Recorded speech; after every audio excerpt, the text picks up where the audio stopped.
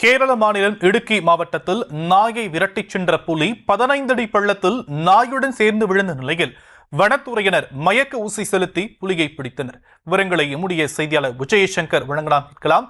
விஜயசங்கர், விரிவான விவரங்கள் என்ன? கேரள மாநிலம் இடுக்கி மாவட்டத்தில் உடுமன்சோலை அணக்கரை அருகில் உள்ளது மயிலாடும்பாறை. இங்கு சன்னி என்பவருக்கு சொந்தமான ஏலத்தோட்டம் ஒன்று உள்ளது. அங்கு அவர் தோட்டத்தில் உள்ள நாய்க்கு கடுமையாக குறைக்கும் சத்தம் கேட்டுள்ளது. அதனைத் தொடர்ந்து நாயை காணவில்லை என்று தேடிய நிலையில் வேறு விலங்குகள் எதுவும் நாயை தாக்கி இருக்கக்கூடும் என்ற அச்சத்தில் சந்தேகத்தில் தோட்டப்பகுதியில் அவர் தேடியுள்ளார். அங்கு மழைநீர் தேக்கத்திற்காக அமைக்கப்பட்டுள்ள பள்ளத்தில் சுமார் 15 அடி ஆழமுள்ள பள்ளத்திலிருந்து கடுமையான உருமல் சத்தம் கேட்டுள்ளது. அங்கு எட்டி பார்த்த பொழுது அங்கு 3 வயது நிரம்பிய புலி ஒன்று பள்ளத்தில் தவறி விழுந்த நிலையிலும் அருகில் அந்த நாய் உயிருக்கு பயந்து பள்ளத்தில் ஒதுங்கிய ஓரத்தில் இருந்த நிலையிலும் கண்டுள்ளார்.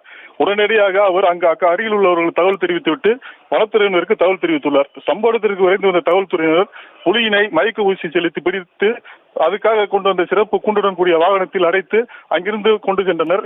நாய்க்கு காயமடைந்த நாய்க்கு முதலுதவி சிகிச்சை செய்யப்பட்டு நாய் உடன் தற்போது பத்திரமாக உள்ளது. புலி மருத்துவ சிகிச்சைக்கு உட்படுத்தப்பட்டு விரைவில் பெரியார் புலிகள் வனவிலங்கு காப்பகத்தில் விடப்படும் என்று வனத்துறையினர் தகவல் தெரிவித்துள்ளனர்.